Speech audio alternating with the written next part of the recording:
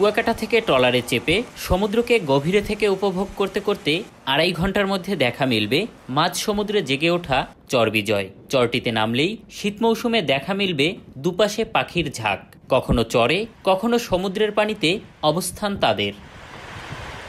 ক্লান্তিতে নিশ্চুপ হয়ে যখন দাঁড়িয়ে পড়বেন বেলাভূমিতে, গর্ত থেকে বেরিয়ে আসতে থাকবে অসংখ্য লাল কাঁকড়া। আপনার গতিবিধি লক্ষ্য করে 8 পায়ে ভর করে কাঁকড়াগুলো চলতে শুরু করবে বালুর বুকে। কয়েক মিনিটের মধ্যেই বালুচরটি লাল কাঁকড়ায় ভরে যাবে। আর এমন দৃশ্য দেখে যে কেউ ছুটতে থাকে কাঁকড়া ধরতে। কুয়াকাটা থেকে এই চরটা আসতেই একটা অ্যাডভেঞ্চার আলাদা।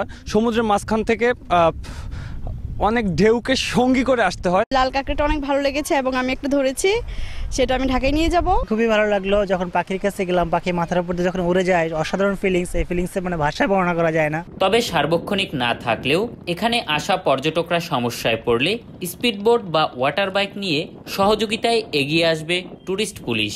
আমরা সার্বক্ষণিক পর্যটকদের নিরাপত্তা ব্যবস্থা করি। যদি কোনো রকমের তাদের সমস্যা হয় তখন আমাদের ওয়াটার বাইক, স্পিডবোট আছে। গত বছর বিজয়ের মাসে পর্যটকদের জন্য চর বিজয়ের আনুষ্ঠানিক যাত্রা শুরু হয়। চারদিকে সমুদ্রের অশান্ত জলরাশি, মাথার উপর উড়ছে অসংখ্য পাখি। কিছুক্ষণ নিশ্চুপ হয়ে দাঁড়িয়ে থাকলে বালুর মধ্যে থেকে বেরিয়ে আসে অসংখ্য লাল কাঁকড়া। প্রকৃতির এমন অপরূপ দৃশ্য দেখতে হলে আপনাকে শহরের কোলাহল ছেড়ে ছুটে আসতে হবে চর বিজয় নামের সমুদ্র মাঝে জেগে ওঠা মনোমুগ্ধকর এ ভূখণ্ডটিতে। কুয়াকাটার চর বিজয় থেকে এম এ আজিম, সময় সংবাদ।